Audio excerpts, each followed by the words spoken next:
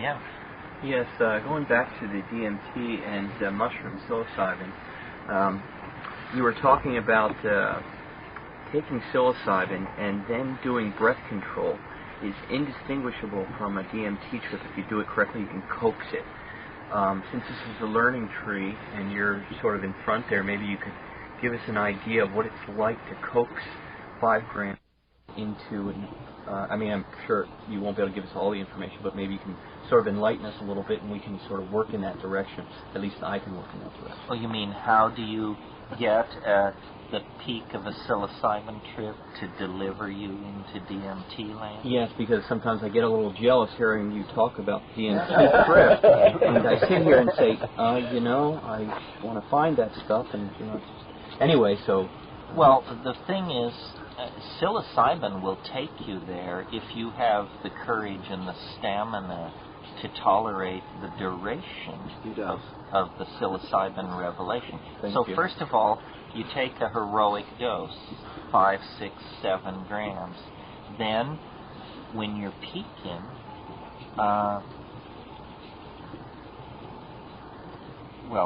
you smoke cannabis. Then, you sit in silent darkness, alone, because I think the presence of other people always pins you to the surface with this stuff. You don't need somebody else there. No matter if they're talking or not, they can just be in the room and you're aware of that. Just sitting there, then this is a different thing. Yeah. Breathing, exhaling, breathing, exhaling, and then you form an intention for it to approach you. You say, I can feel it. It's almost it's a neighborhood. It's a pharmacological neighborhood. And you know how you may go to Little Italy, but there are no Italians on the street. But if you start, you have to somehow shake them out of the nest. And you simply ask for them to appear.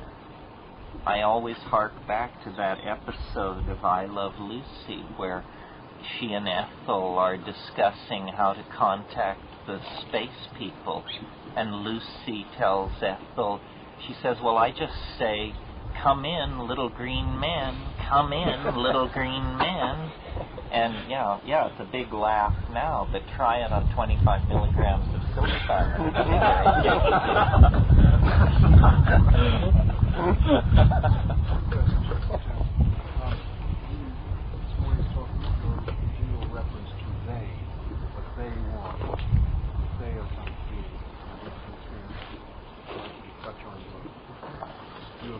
Plus, I'd be great to know what your view at this point is of UFO and contact. I'm not sure which of those questions comes first.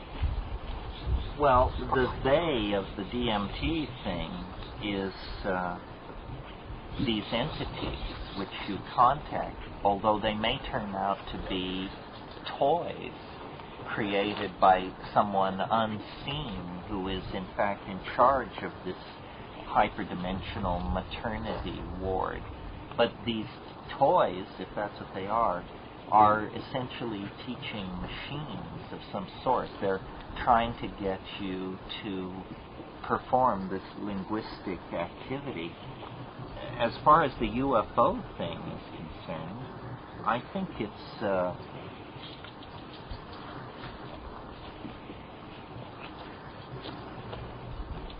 it sort of requires some backgrounding. I think that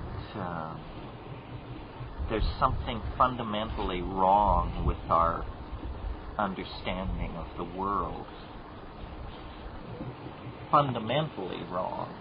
And what it is that we believe that the past creates the present. That the present is the sum total of actions and situations that exist in the past. In other words, we believe that the horse pushes the cart. The horse doesn't push the cart. The cart is pulled. There is an attractor in the future. There is actually I think of history as a bowl down whose slope we are making our way. Well, since we are in a situation where conservation of energy is important, where are we all going to end up? The bottom of the bowl, obviously. That's, if you release a marble up on the rim, it's going to make its way down the bowl to what's called the dwell point, the place where the energy requirements are such that the forward momentum of the falling ball is satisfied by meeting the resistance of the bottom of the bowl. History is like this. We are being pulled forward by an attractor. It has somehow come into the human world and has pulled us out of animal organization. If this attractor were not present, we would still probably be cheerfully slinging excrement around in the canopy of some jungle tree. But because of the attractor, we have been pulled into social organization, technology, language, community, so forth and so on. And mystics and seers and visionaries are people who have a relationship to this attractor that is different from the rest of us.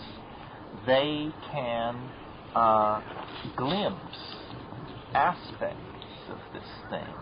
And when I think of it this way, I always think of those the mirrored ball that they hang over the bar in a disco, and then they spin it and it throws reflections of light all over the room from the ambient lighting.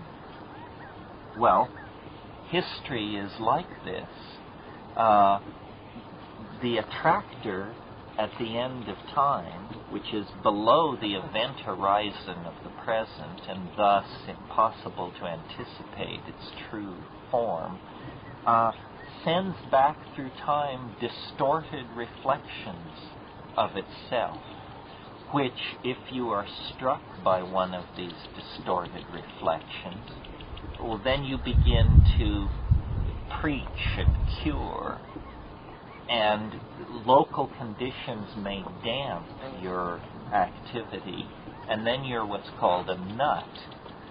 But if, in fact, local conditions support your activity so that you become a meme spreader, then you're suddenly a Messiah, a teacher, a Buddha, a Christ, a Mohammed. That's what these people were. They were people who were, for reasons mysterious to themselves, I'm sure, in a relationship of resonance with the transcendental object, such that they, in a sense, embodied it. Well, in our own era, because of technology, and Jung was on to this when he wrote his book in 1948 called Flying Saucers, A Modern Myth of Things Seen in the Sky. He said, the flying saucer is an image of the self that haunts the skies of Earth as a compensatory effect to our alienation. Well, I think that that's exactly what's going on, except that he didn't realize how nuts and bolts that explanation was. The UFO is a mirage being cast backward into time by the transcendental object at the end of time. And that's why it has such a hair-raising aura of weirdness about it. It isn't a ship from another star system. I mean, how could anyone reasonably entertain that idea, given the distances in time and what you find when you get here? I mean, who would make that trip who had any reasonable way to spend their time? It's a compensatory image that haunts time, because time is a kind of hologram. Time is a fractal. And fractal means that the same pattern is embedded again and again in a relationship of self-similarity.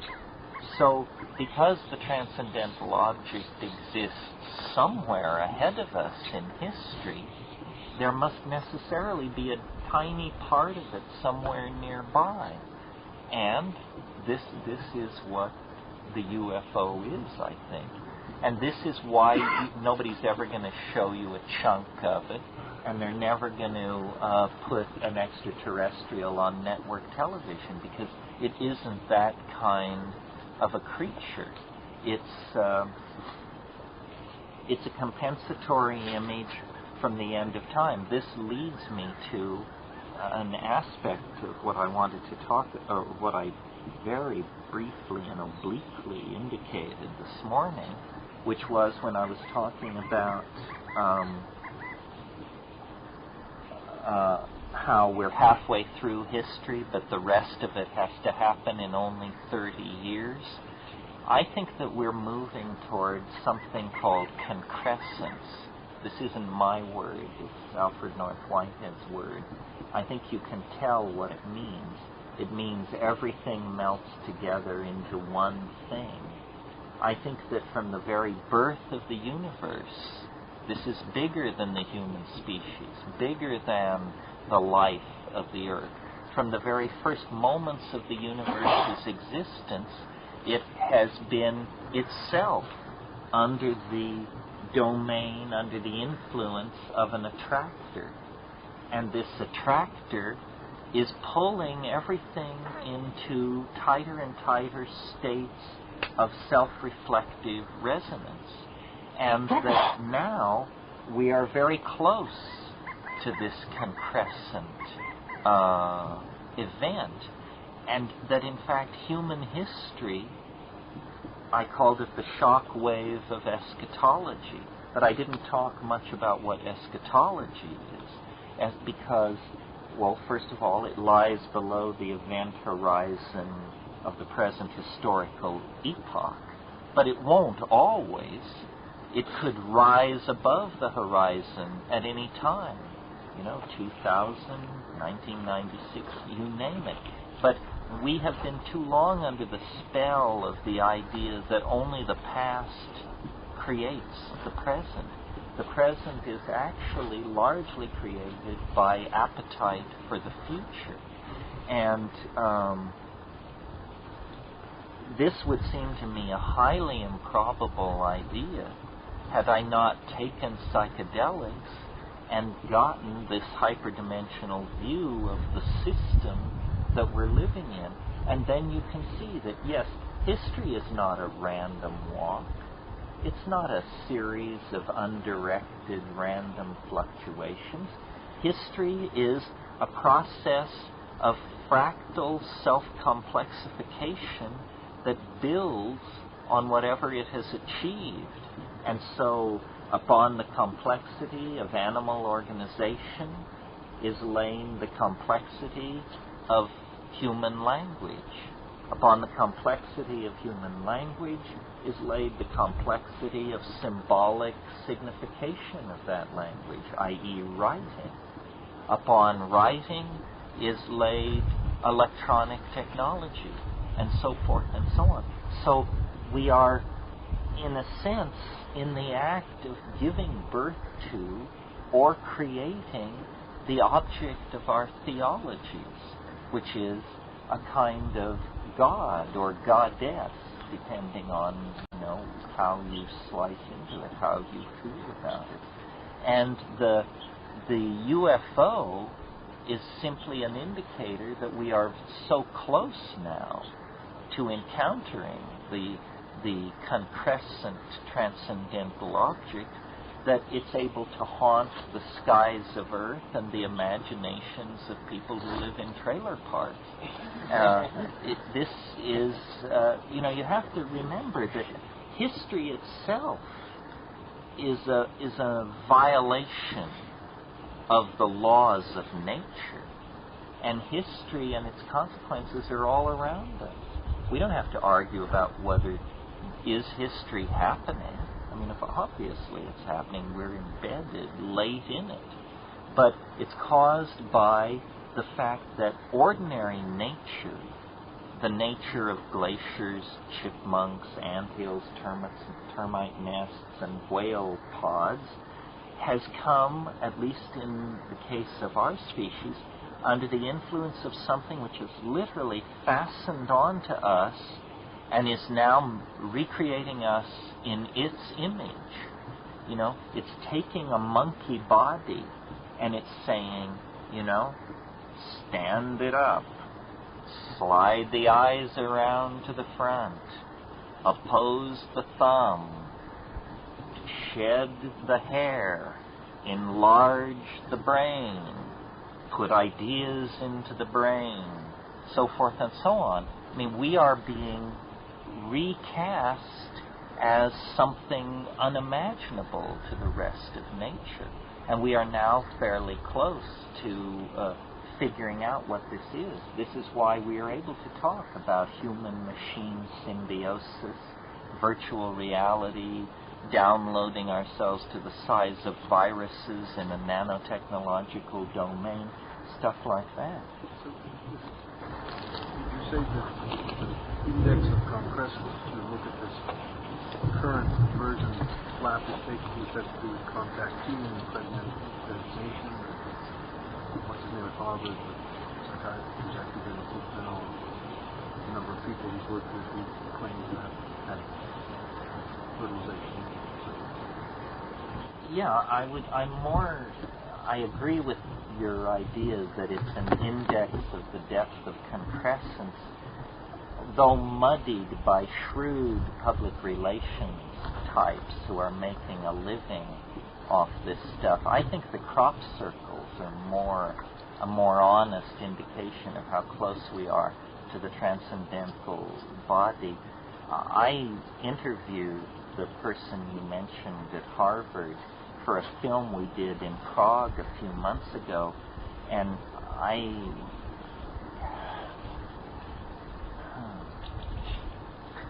His name was? I'm avoiding. Oh. And I had to ask him halfway through the interview, I said, well, do you detect anything in your own psychological makeup which makes you unfit to be doing this work? That was after he told me that he'd interviewed 500 women who had had fetuses removed from their bodies by space people. And he said, you know, the amazing thing about this is there are no physical scars at all. And I said, well, what does this suggest to you? And he said, advanced surgical techniques of which we have no knowledge. And I'm just, my craft detector went AWOL on that answer. The rules of evidence are not in suspension for the new age. And, you know, people who recall their lifetime as the barber of Nefertiti or whatever have serious problem with what I call the rules of evidence. They don't seem to have ever heard of Occam's razor, which you study logic for 10 minutes and they tell you about Occam's razor. Do you all know what this is? It's a simple idea. Keep it next to you. Hypotheses should not be multiplied without necessity. And there are a lot of unnecessary hypotheses running around, especially in the New Age domain. I would study the impregnation effect more as an example of mass hysteria because, you know, being in the position that I am in, supposedly a revered teacher and a person of great insight and all this hoopla and crapola, you occasionally get invited to dinner with the movers and shakers, and then you hear what's said when not on stage. And I have to tell you, there's enough cynicism to satisfy a Renaissance pope among these people. They are taking the rest of us for a ride in many cases. Terence, well, Danny and I last night were discussing like what this transcendental object. We were enumerating a list of things that it could possibly be, and as you say, the casted reflection and so forth. How is it that, say, for example, the ayahuasqueros, in Pablo Amaringo's drawings, there's a UFO motif in one of his drawings. What is that? You mean, do they see UFOs? What are they? What is it that they see? When is it? Because they specifically identify this motif as separate from the rest of the drawings in one of Shaman's drum magazines, I believe. Well, I'm giving the UFO a slightly different status than this stuff I'm dumping on.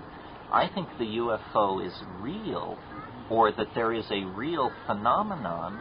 The problem is, what is the phenomenon? And it's why someone who sees a spinning disk in the sky assumes then an entire theology about friendly extraterrestrials coming to help us out. And why do they assume that? What they've seen is a spinning disk in the sky, for crying out loud. Maybe what they saw was a spinning disk in the sky. There are two phenomena here which are entangled inextricably and unfortunately for the intellectually honest. There's the UFO. Who knows what that is? And then there's the UFO community. And the UFO community is just fraught with the most crack-brained, peculiar, self-serving, unstable, mush-minded group of people you would ever hope to get together in one place. I mean, it's like a magnet for screwballs. I mean, people who like to wear diamond tiaras and give themselves funny names, and it has absolutely nothing to do with the tremendously fascinating and ambiguous phenomenon of strange things seen in the sky. I mean, I went through this, I'm not talking as an outsider. I had a UFO encounter that was a deeper encounter than most of the people who run around pontificating about UFOs. And I will, at the risk of boring you yet again with this story, tell the story. I was in the Amazon. I was having all these revelations about time and one thing and another, and I noticed a place in the sky where there was a spectrogrammatic diffraction of some sort. It wasn't a rainbow, it was a colored smudge in the sky. And I was lightly but continually intoxicated on mushrooms during this period. And it said, "Watch there." It was in the southwest. And I really didn't need to be told, but it said, "Watch there." So I sat up one night, all night, on this rock by a lake, watching the southwest. And around 4:30 in the morning, with essentially a perfectly clear sky, except that off the Amazon jungle, local mist rises. And so about 1.5 miles away from me on the horizon was a line of what looked to me like a little fog bank. And as light broke over this situation, I noticed, I couldn't tell whether it had been doing this or it began doing it as things got lighter, but I noticed that this fog bank was rolling in place, like a pencil rolled between your fingers, which I had never seen a fog do that. I thought, what a strange thing. And as I watched it stretched out across the horizon, it gently broke into 4 equal-sized pieces. So now I'm looking at 4 gray lenticular clouds spaced out along the horizon about 1.5 miles away from me across this lake. So I'm watching, and I'm getting eager, and I'm getting excited. And as I watch these 4 lenticular clouds, 2 and 2 merge. Now I'm looking at 2 denser, grayer, dark gray, darker than storm clouds, these 2 things on the horizon. And as I watch, the 4 became 2, the 2 become 1. And at that point, faintly, I could hear the whee, whee, whee sound of 1950s science fiction UFOs, a la The Day the Earth Stood Still, They Came from Outer Space, so forth and so on. And I see, my God, this thing is starting toward me, and the sound is getting louder. And at that point, there was like a complete conversion in an instant, and my whole body went cold, and I realized they're coming for me. This is it, you know. Prepare to be beamed up, Scotty. And everybody was asleep in a hut about 70 feet up this mud embankment. I was down by the river and the lake, and I said, and it flashed in my mind, I have to get a witness. There must be a witness. And I looked over my shoulder at the mud bank. The thing was coming at me. I half stood up. My knees were so weak. I sat back down, and I just prepared to depart this planet, this dimension. And as it came, I could see it, and it was getting closer and closer. I could see rivets on the underside. I could see the running lights. And as it got closer and closer, I realized that what I was looking at was the end cap of a 1932 Hoover vacuum cleaner. The very end cap that George Adamski had suspended on a piece of nylon thread in his garage and photographed with his Brownie Instamatic to produce the famous UFO photograph of the UFO with the 3 balls on the underside and the ribbing going around, right? That photograph has been utterly debunked. Computer analysis of it by modern techniques, it's bullshit. And there it was, 40 feet in diameter, coming at me across the Amazon treetops. Well, then, and I just went bananas at that point, and then it passed over not more than 200 feet above my head. Turning slowly, I could see the 3 balls, I could see everything. I could see it. And I understood then that what it was it was more shocking than a real UFO, because it had its disconfirmation built into it. I was having an experience which you couldn't tell anybody about. What would the editor of We Love UFOs magazine say if you told him that story? He'd say, "Get out of here. You know, we don't print stories like that. We're interested in real UFOs." Did it impart information to you of some sort? Because apparently you've been knighted the person to speak about mushrooms in such a way that you're actually, and some people do say that Terence Mckenna may be an alien being himself incarnate. Well, only people who are in litigation with me. I think what it was telling me, it was a perfect Zen lesson. It was saying, don't believe in UFOs. They're the end caps of 1932 Hoover vacuum cleaners, expand to 40 feet in diameter and flying through your mind. So you have to question everything.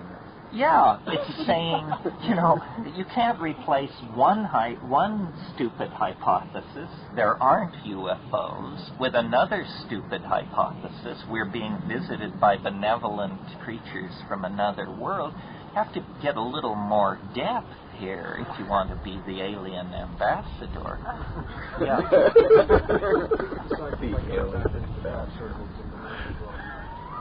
Well, the crop circles, I'm now less sure about the crop circles. What I liked about them was that they appeared at a certain point in time, and then each year there were more of them. And I figured that we could take how many there are each year and draw a curve and reach a conclusion about how far away in the future the source of them was. Because if they are, it's almost as though the UFO leaves no trace. I mean, the burn marks on the ground, but already you're into dubiousness, because who has ever seen these burn marks? Only the editors of these UFO magazines and their willing sycophants. I mean, you and I have not seen these burn marks. We've seen photographs of funny stuff on the ground, and we're told that's it. The crop circle leaves a trace that is enduring. But the problem I have with the crop circles, and it's odd how you never hear this discussed, is that nobody has ever seen one come into existence. We get before, and we get after, but how come we never get during? Do they appear instantly? If they appear instantly, that would be pretty convincing. Just glance, it's not there. Glance, it's there. You would figure, yeah. There's the guy who's doing a lot of the research is Colin Andrews. He's doing a lot of research on this, and I've got a recording.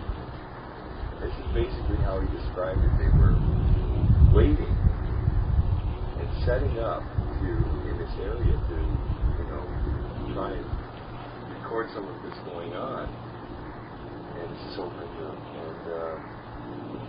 and all of a sudden, the recorders are running, and all of a sudden they all stand up because there's this incredibly strange, powerful sounding buzz of some kind that comes from far away. It just comes zooming up and comes past them over this little rise that's next to them.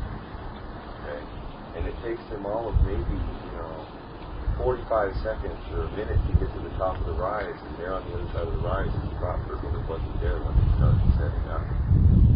So apparently, and Richard Hoagland talks about this too. Don't get me started. Okay. Don't get me started. Bad works of art on a scale of miles are not what we should expect from intelligent visitors from the stars. Here's what isn't it a little weird? First of all, let me say, I'm open-minded about the crop circles. But let's also not be silly. Isn't it a little peculiar that this phenomenon appears within driving distance of the apartments of the people most likely to chronicle and proclaim it as a manifestation of telluric energy from another dimension? In other words, what if it had been happening in Turkmenistan? Then you would have something, but then how would John Michel and Colin Andrews and all these people have been able to make a living off of it? There are a number of things that are really weird about the crop circles. First of all, we're talking southern England here.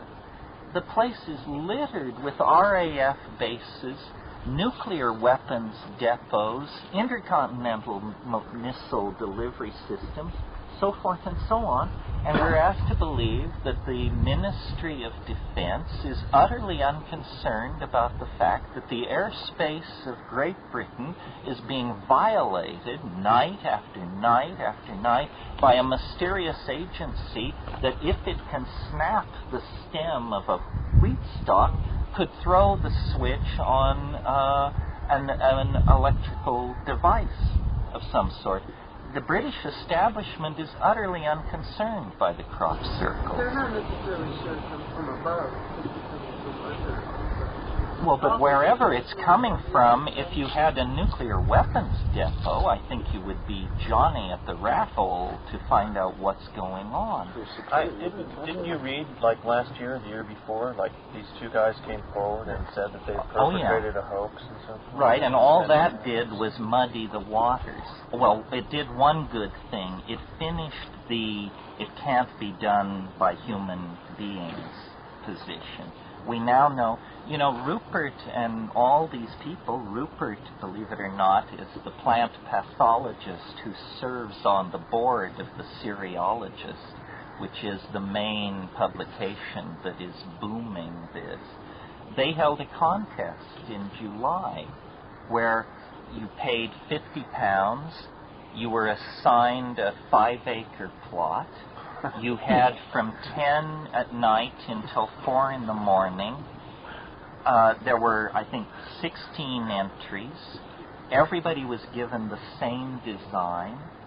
And at dawn, judges helicoptered over the sites and then made a ground inspection. And 3 of the contestants produced crop circles that were indistinguishable from the real thing. Beautiful crop circles. And I'm getting this from believers. This is what Rupert reluctantly informed me of. I think that, one theory is that it's a particle beam weapon being tested from space. But tested 750 times in the last 18 months in the same small part of England? Never covered their track. I don't know. I came up with 2 theories that do not require telluric intervention or friendly extraterrestrials. First theory. A whole lot of people. First of all, it's killed the UFO industry in England. You can't give away UFO sightings at this point. So all of these people, it all is happening near Glastonbury and down where the old earthworks are. It's occurring in an area where there is the largest concentration of people likely to hail it as a paranormal phenomenon on the surface of the earth, and they have done so. They have made outrageous statements. Statements like, no human being could do this, it's impossible to explain this, so forth and so on. Well, now imagine that something like MI5, you know what that is, it's the English CIA, looks at the rise of paganism in Britain, earthworks, channeling, all of this stuff, and says, this threatens church and state. We need to create a disinformation situation. Let's lure these people out onto a limb, way out onto a limb, and then let's cut the limb off. So what you do is you create this pseudo-paranormal phenomenon. You get John Mitchell, Colin Andrews, all these people to proclaim its weirdness, and then you reveal that it's easily duplicated. That's one theory.